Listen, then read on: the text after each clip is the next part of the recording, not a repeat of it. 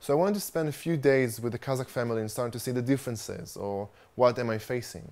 And I got to this beautiful family in an area called Saksai. And I sort of started seeing what they do. I spent a few days with them. I took an image of the dad. And when everything felt right, I said, all right, let's go.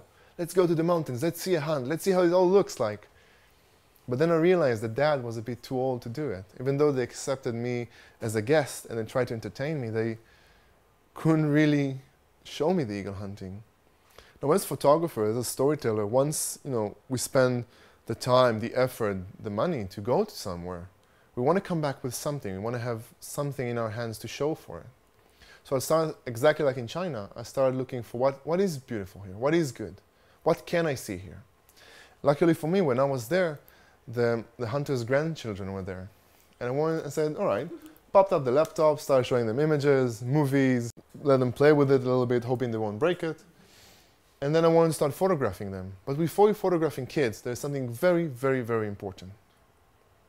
45 minutes of workout. 45 minutes where I use as a moving Luna Park. And I'm picking them up, dropping them down, they're trying to bite me, to push me, and we're just sort of having fun. But after those 45 minutes, the portraits I could have taken were a lot different. This is quite a simple picture. It's behind them, my guide is holding a black blanket, and the light is the door. And suddenly, I was taking images of not just kids, but my friends. I almost killed some of them. We're blood brothers now. And yeah, it's just a very interesting experience to see how they reacted before and after that. Now, the reason I point this out, this is a very important thing for anybody who will try to photograph children.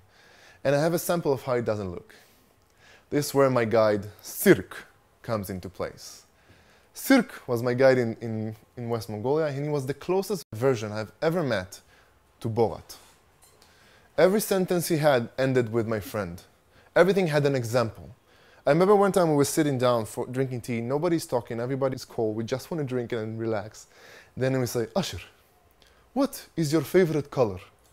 For example, mine is blue. I would say, I like red, it's a nice color. Oh, red is good color.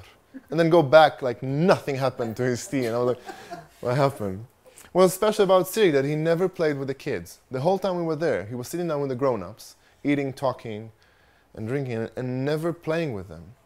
But about 5 minutes before we had to go, he grabbed one of the kids and said, Asher, take a picture of me and child. And I did. And look at the kid's face. And that's the same kid I could have photographed a few hours before like this. This is how important it is to have this connection with people. Even if it's children where you can't even talk to them, and if it's people our age or more, this little bit of connection, this even comic relief or just talking to someone before taking this image can generate amazing images or just amazing experiences from far as I see, even when you don't even use your camera.